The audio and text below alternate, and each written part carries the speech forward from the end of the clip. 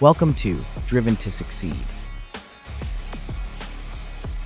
Welcome back to Driven to Succeed with Adam Fetterman. Adam is the founder of Fetterman Business Law, where he works with businesses, nonprofits, and local governments across Florida.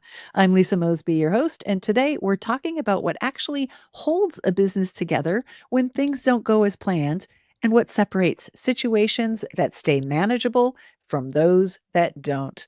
Thank you so much for joining me today, Adam. Hi, Lisa. Great to see you again. Adam, what tends to keep businesses stable when things don't go according to plan? The answer to that question to me is really simple. It's culture. Culture will drive stability. If you've created a culture where genuine leadership and transparency are king, you have a far better likelihood of being stable when things get rough than if you've created a culture that's driven by caffeine, distrust, and greed. The businesses that I work with that have a strong corporate culture where everyone's rowing in the same direction, where they're transparent about how decisions are made and why, where everybody's working on the same team towards the same goal, particularly in difficult times of keeping the doors open and keeping the business running, those are the ones who are going to be most successful when difficult times occur. I never really thought about it as culture, but I think you're right. I've worked with businesses where it's just chaos and they're constantly putting out fires and it's not productive. What parts of a business usually come under strain first when something starts to go wrong? Well, my answer probably won't surprise you because it's an extension of culture, and that's personnel. The people who are doing the work, whether it's in a service business or developing a product or office, factory floor, whatever the case may be, when things start to go sideways, the people who are doing the work, they're going to know immediately. They're going to oftentimes know sooner than the people at the higher echelons of the business. And you need to be able to listen to what they have to say. And the reason that people are the key to this is because when they start to see things go sideways, they're going to react one of two ways, right? They're either going to band together as a team to work together to fix the problems, or they're going to start to disperse into chaos. And that is understandable on some level because, when businesses hit rough times, people start to get concerned about their own well-being. They're concerned, am I going to keep my job? Is my manager going to change? Am I going to have to suffer a pay cut or cut to my hours? How is this going to affect me and my stability? But I find that those tend to happen in those organizations where culture is weaker, where culture is more about the individual rather than in those circumstances where the culture is as a team. I've worked with businesses that have hit rough times where everybody sat down from leadership on down, and they came collectively together to an understanding and decision about, okay, here's the pay cuts that we're going to take from top to bottom. And the folks at the top made decisions to take bigger pay cuts than they did to the folks at the bottom because they recognized that they had more margin with which to work. That's a team approach that's going to help that business survive versus those businesses who are so focused on the individual, so focused on each person trying to get ahead, maybe of their coworker, that those businesses are going to have a really, really tough time working through and surviving through the vagaries of business. Yeah, the team comes together and they're looking at each other's roles and responsibilities. How do those roles and responsibilities inside a business affect how well it holds together under stress? Those roles and responsibilities play a crucial part in how a business reacts. Are those roles and responsibilities clearly defined, right? Do people know who to look to for guidance, for clarity, for vision, for solutions? When expectations and rules aren't clear and roles aren't clearly defined, we keep hearing this word come up today, chaos ensues. And if there's one thing that's bad for business, it's chaos, right? And we want predictability. We want the ability to grow. You want the ability to improve year over year. And what happens when those roles and responsibilities aren't clearly defined is that people begin to duplicate efforts. People might get involved in working on something that isn't going to push the ball forward or help solve the problem. They might get inconsistent instructions. This supervisor might give this instruction and that supervisor may give a competing one. And employees and staff are then confused about what to do. I've had 20 years now of working with law enforcement as general counsel to a number of sheriffs here in Florida, work that I love doing, and it's a really unique little niche of our practice. And though we have seen, those circumstances when what I'm about to say wasn't true, we've seen those on the news, generally speaking, law enforcement does a really good job of setting forth roles and responsibilities when crisis hits. They have a chain of command, and everybody knows their place, everybody knows their roles, and everybody knows how we're going to effectuate the plan for dealing with the crisis. And I think businesses need to approach it the same way. They should have very clearly delineated chain of command. Even in a smaller organization, which might seem like it's flat, people need to know, where does the buck stop? Who's the ultimate decision maker? Who has decision-making authority at lower levels? And where is there an opportunity for input and collaboration?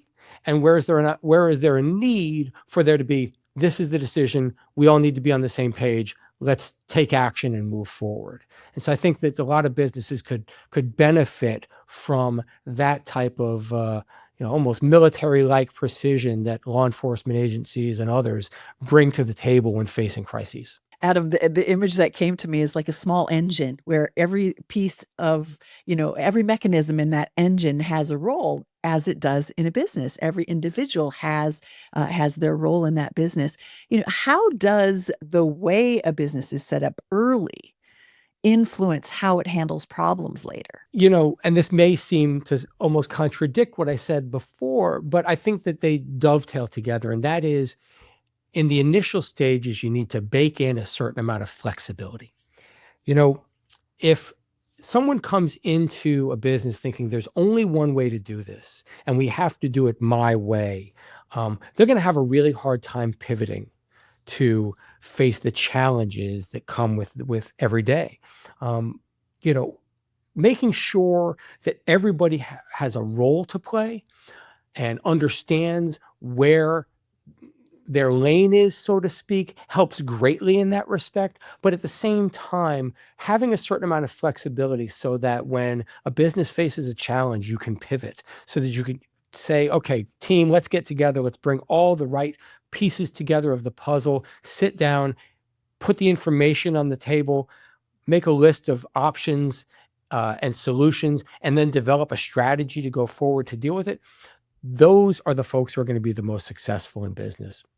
And so you have to have that flexibility built in from the beginning, to where you recognize, number one, you don't have all the answers. You need a team to bring answers to the table. Number two, you need to have the ability to pivot and the flexibility in your business with which to pivot. And number three, recognize there isn't always one answer, but sometimes you have to make the decision, pick one, and move forward. So after we get 1, 2, and 3 lined up, when conditions change quickly, what differences do you see showing up between businesses that adjust and those that struggle to keep up? Oftentimes, I think that has a lot to do with how they make decisions. Those businesses that struggle to keep up are often those who Mhm. act on impulse and emotion.